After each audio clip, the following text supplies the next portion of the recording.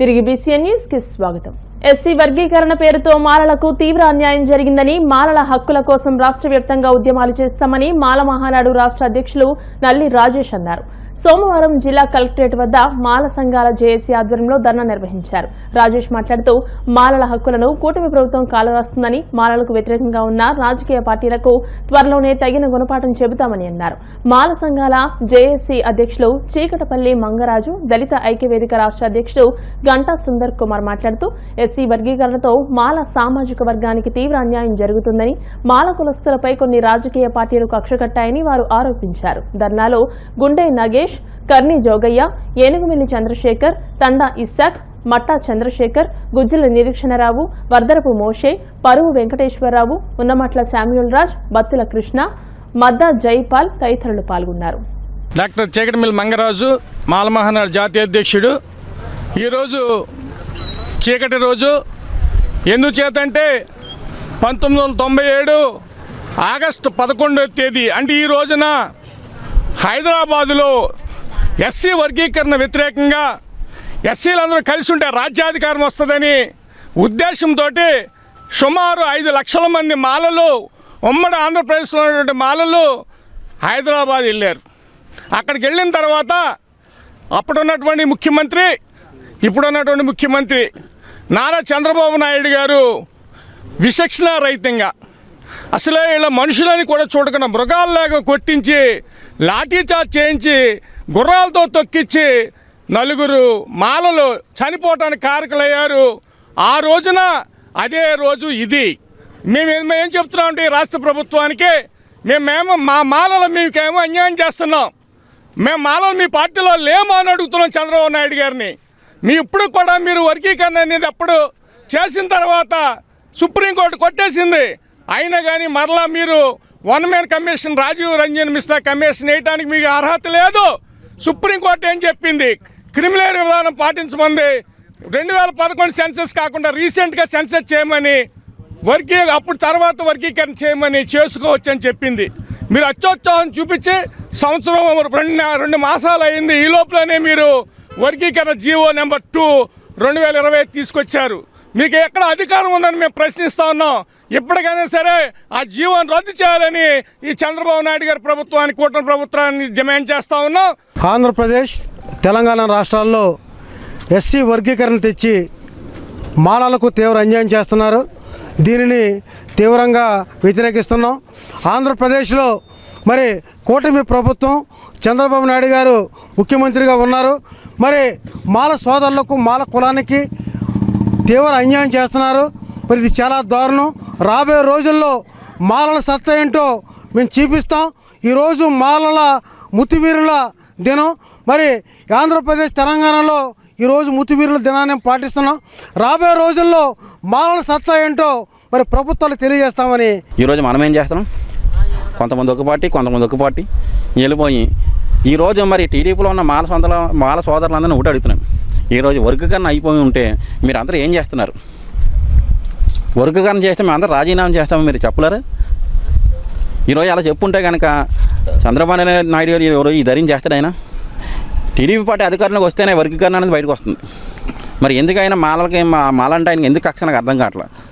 మాలంటే మీకు ఎందుకైనా ఇంత కక్ష మీకు? మాలలు అంటే ఎందుకు ఇంత కక్ష మీకు అని మేము అడుగుతున్నాం. ఏ పార్టీ కూడా సరే చెప్తున్నాం, ప్రతి పార్టీలో ఉన్న మాలలందరూ కూడా గుర్తుపెట్టుకుని రోడ్డు మీద రండి, వర్గీకరణ పోతాను తరుము కొడతాం. ఏదో కొంతమంది 3-4 కాదు, ఉద్యమం చేయటం. అందరూ వచ్చి మరి ఈ వర్గీకరణ పోతాను తరిమి కొట్టే వరకు అందరూ మాతో పాటు గారు అందరు రాష్ట్ర వ్యాప్తంగా మిగతా రాష్ట్రాలు అందరూ కలిసి వస్తే వర్గీకరణ పోతాం కొట్టొచ్చని తెలుపుకుంటూ జై భీమ్తో మీ నల్లి రాజేష్. ఈ నెల 13వ తేదీన భీమవరం డిఎన్ఆర్ కళాశాల రోడ్లోని ఎస్ఎల్ గ్రాండ్లో జేసీఐ జేకామ్ ఆధ్వర్యంలో మెగా రక్తదాన శిబిరాన్ని నిర్వహిస్తున్నట్టు జేకామ్ భీమవరం చైర్మన్ పెరుమాళ్ల రాము, వైస్ చైర్మన్ పేరిచెల్ల కృష్ణంరాజు, సెక్రటరీ పులగం మధుబాబు, ట్రెజరర్ బొండాడ కృష్ణకాంత్ తెలియజేశారు. సోమవారం జరిగిన సమావేశంలో వారు మాట్లాడారు. రక్తదానం ప్రాణదానంతో సమానమని, రక్తదానం చేయడం వల్ల ఎటువంటి ఇబ్బందులు ఉండవని, అపోహలు వద్దని, స్వచ్ఛందంగా రక్తదానం చేసి ప్రాణాపాయ స్థితిలో ఉన్న వారిని ఆదుకోవాలని అన్నారు. ఈ నెల 13వ తేదీన ఉదయం 8 గంటల నుండి రక్తదాన శిబిరం జరుగుతుందని, ప్రభుత్వ అధికారులు పాల్గొంటున్నారని తెలియజేశారు. మన భారతదేశ స్వతంత్ర దినోత్సవం సందర్భంగా ఈ నెల 13వ తారీఖున బుధవారం జేసీఐ భీమవరం అలాగే జేకమ్ భీమవరం రెడ్ క్రాస్ సొసైటీ సహకారంతో రక్తదాన శిబిరం ఏర్పాటు చేస్తున్నామండి. ఈ కార్యక్రమంలో ప్రముఖ వ్యాపార వ్యక్తులు అలాగే డాక్టర్లు అందరూ కలిసి నిర్వహిస్తున్నామండి.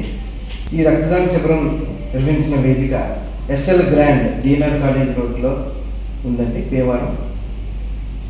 కావున పట్టణంలో ఉన్న వ్యాపార వ్యక్తులు కానీ విద్యార్థులు మరియు ఆసక్తి కలిగిన పౌరులు అందరూ కలిసి వచ్చి ఈ రక్తదాన శిబిరాన్ని జయప్రదం చేయాల్సిందిగా ప్రార్థిస్తున్నాం.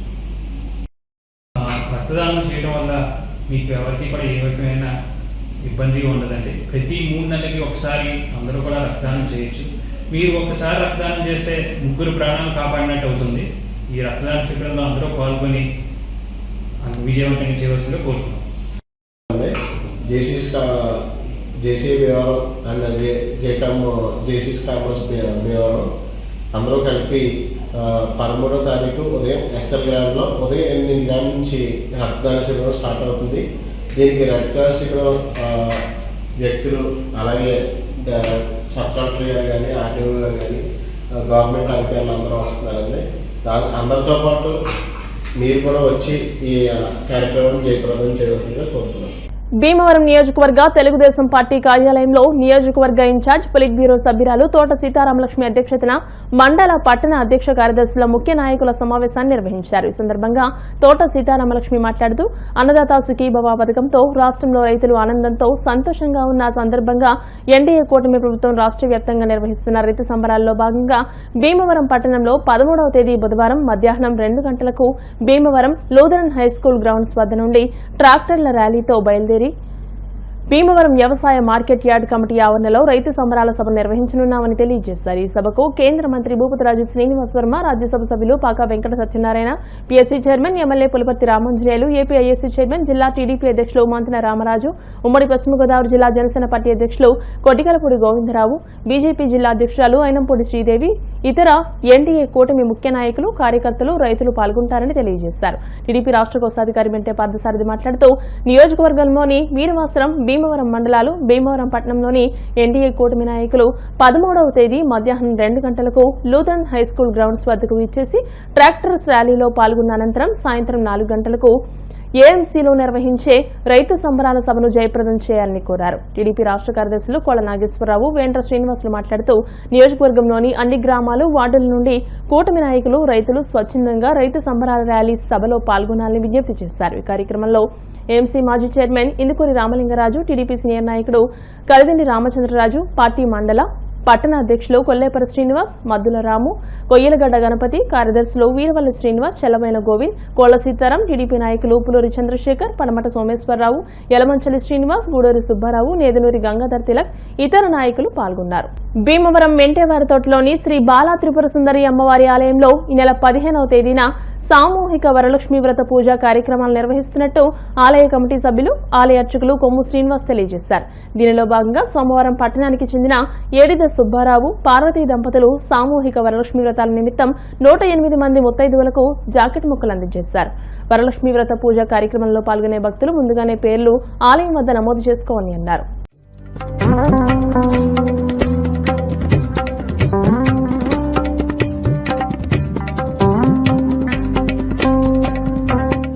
శ్రీమాత్రే నమః. శ్రీ విజయ కనకదుర్గా శ్రీచక్ర సహిత బాలాత్రిపుర అమ్మవారి ఆలయంలో ప్రతి సంవత్సరం శ్రావణ మాసంలో ఆలయ కమిటీ వారి ఆధ్వర్యంలో భక్తులు, దాతలు సహకారంతో సామూహిక వరలక్ష్మి వ్రతాలు నిర్వహిస్తుంటూ ఉంటాము. అందులో భాగంగా ప్రతి సంవత్సరం కూడా మెంటేవారి తోట వాస్తవులు ఏడు సుబ్బారావు గారు, పార్వతి గారి దంపతులు, మరి వారి కుమారులు, వాళ్ళ కోడలు, మనవలు అందరూ కలిసి, కుటుంబ సభ్యులందరూ కలిసి మరి అమ్మవారికి 108 మంది ముత్తైదులకి జాకెట్ మొక్కలు, పసుపు, కుంకుమ ఏర్పాటు చేయడం జరుగుతుంది. మరి ఎవరైతే వ్రతంలో కూర్చుంటారో సామూహిక వ్రతంలో ఆ ముత్తైదులకు కూడా కలస నిమిత్తం జాకెట్ మొక్కలు ఇవ్వడం జరుగుతుంది. ఆ అమ్మవారి అనుగ్రహం మరి సుబ్బారావు గారి కుటుంబ సభ్యులకి అందరికీ ఉండాలని, మరి అమ్మవారి యొక్క సామూహిక వరలక్ష్మి వ్రతాల్లో 108 మంది ముత్తైదు మాత్రమే ఇక్కడ అవకాశం ఉంటుంది. కూర్చునే వాళ్ళు, పూజలో కూర్చునే వాళ్ళు ఎవరైనా ముత్తైదులు ఉంటే ముందుగా ఆలయం వద్దకు వచ్చి మీ గోత్రమే నమోదు చేయించుకోండి. మరి ఏడు సుబ్బారావు గారు దంపతులు ఇచ్చినటువంటి జాకెట్ మొక్క, తోరణాలు, ఆ పసుపు కుంకుమ ఇవ్వడం జరుగుతుంది. కాబట్టి ముత్తైదులందరూ కూడా మరి విచ్చేసి అమ్మవారిని దర్శించుకుని ఆ రోజు కూడా అమ్మవారికి విశేషంగా గాజు అలంకరణ ఏర్పాటు చేశాము. అలాగే ఎప్పుడు కూడా లోపల ఓ దాతతో చేయిస్తాము. ఈసారి ఆలయ ప్రాంగణం ఉందో చేయాలని సంకల్పం చేస్తాం. సుమారుగా 50,000 గాజులతో అలంకరణ ఏర్పాటు చేసాం. బుధవారం నాడు ఎవరైనా ఇవ్వాలనుకుంటే ఒక డజన్ కానీ ఒక కట్ట కానీ గాజులు కట్ట పట్టుకొచ్చి బుధవారం నాడు సాయంత్రం లోపల పట్టుకొచ్చి మాకు ఇక్కడ అందజేస్తే కనుక మరి అమ్మవారి ఆలయంలో మరి ఆలయం ముఖమండపంలో అంతా అలంకరణ చేద్దాం సంకల్పం చేస్తాం. కాబట్టి అవకాశం ముత్తైదులు అవకాశం ఉన్న వారందరూ పట్టుకొచ్చి ఆ గాజులు అమ్మవారి అనుగ్రహం పొందవలసిందిగా కోరుతున్నాం. కాళ్లకూరు కాళ్ల సహకార బ్యాంకు త్రిసభ్య కమిటీ చైర్మన్లుగా దండు ప్రణవమూర్తిరాజు, ఎరుబండి రామాంజనేయులు నియమితులయ్యారు. కాళ్లకూరు సహకార బ్యాంకు డైరెక్టర్లుగా తాడి రామకృష్ణ, గండికోట నరసింహమూర్తి, కాళ్ల సహకార బ్యాంకు డైరెక్టర్లుగా కొల్లి శ్రీనివాస్, కట్రెడ్డి కనకదుర్గ నియమితులయ్యారు. వారికి కూటమి నాయకులు, గ్రామస్తులు శుభాకాంక్షలు తెలియజేశారు. ఈ సందర్భంగా డిప్యూటీ స్పీకర్ ఉండి ఎమ్మెల్యే రఘురామకృష్ణరాజుకు కృతజ్ఞతలు తెలియజేశారు. ఈ నెల 13వ తేదీ బుధవారం ఉదయం నిర్వహించే ప్రమాణ స్వీకార మహోత్సవానికి కూటమి నాయకులు, కార్యకర్తలు, అభిమానులు విచ్చేసి జయప్రదం చేయాలని కోరారు. మాది కాళ్ళకూరు దండు ప్రణవమూర్తిరాజు. కోట ప్రభుత్వం తరఫున కాళ్ళకూరు పిఏకి సొసైటీ చైర్మన్గా నన్ను నియమించడమైంది. రైతులకి అండగా ఉంటూ సేవ చేస్తాను. ఇది ముఖ్యంగా డిప్యూటీ స్పీకర్ రఘురామకృష్ణరాజుకి నా ధన్యవాదాలు. కాళ్ళ సహకార బ్యాంకు త్రిసభ్య కమిటీ చైర్మన్గా నన్ను నియమించిన స్థానిక శాసనసభ్యులు మరియు డిప్యూటీ స్పీకర్గా అయినటువంటి కనుమూరి రఘురామకృష్ణరాజు గారికి, మరియు ఆంధ్రప్రదేశ్ డిప్యూటీ ఉప ముఖ్యమంత్రి వర్యులు కొణిదెల పవన్ కళ్యాణ్ గారికి, పశ్చిమ గోదావరి జిల్లా జనసేన పార్టీ అధ్యక్షులు కొట్టుకులిపూడి గోవిందరావు గారికి, అలాగే క్షత్రియ కార్పొరేషన్ చైర్మన్ వేగేసిన సూర్యనారాయణరాజు గారికి, కనకరాజు సూర్య గారికి, అలాగే ఉండి నియోజకవర్గ ఇన్ఛార్జ్ జనసేన పార్టీ ఇన్ఛార్జ్ జిత్తుకు నాగరాజు గారికి, కూటమి సభ్యులకు అందరికీ కూడా ధన్యవాదాలు తెలియజేసుకుంటూ ఈ కార్యక్రమం 13వ తారీఖు ఉదయం 11 గంటలకు ప్రమాణ స్వీకార కార్యక్రమం జరపబడుతుంది. కాబట్టి రైతు సోదరులు మరియు అందరూ కూడా ఆదరవలసిందిగా కోరుచున్నాను. వార్తలు ముగించే ముందు ముఖ్యాంశాలు మరోసారి. అమెరికా 50% సుంకాల వల్ల తీవ్రంగా నష్టపోతున్నాం, ఆదుకోండి. కేంద్ర మంత్రి శ్రీనివాస్ వర్మకు వినతి పత్రం అందించిన ఆక్వా రైతులు, సమస్య పరిష్కారానికి కృషి చేస్తా వర్మ హామీ.